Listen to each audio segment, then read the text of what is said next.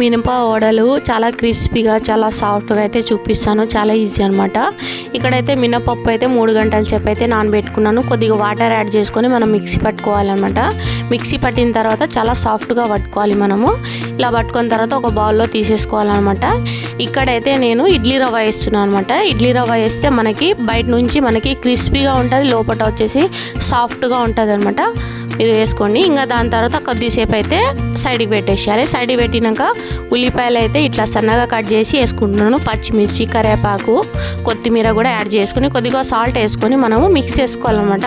Mix చేసుకున్న తర్వాత ఉడగట్టేది ఉంటుంది కదా చాన్ని అవి తీసుకున్న తర్వాత ఇట్లా మనకి గారెలాగా అయితే చేసుకోవాలన్నమాట. చాలా బాగుంటుంది. మీకు చేతులతో వస్తే చేతులతో కూడా పెట్టుకోవచ్చు అనమాట, వేసుకోవచ్చు. ఇంకా దాని తర్వాత ఇలా అయితే నేనైతే వేసేస్తున్నాను అనమాట. ఇంకా దాని తర్వాత సిమ్లో మనం ఫ్రై చేసుకున్నాం అనుకోని చాలా అంటే చాలా బాగుంటుంది. కంపల్సరీ ట్రై చేసి ఎలా వచ్చిందని కామెంట్ చేయండి. వీడియో నచ్చితే కంపల్సరీ లైక్ చేయండి, షేర్ చేయండి, సబ్స్క్రైబ్ కూడా చేసుకోండి.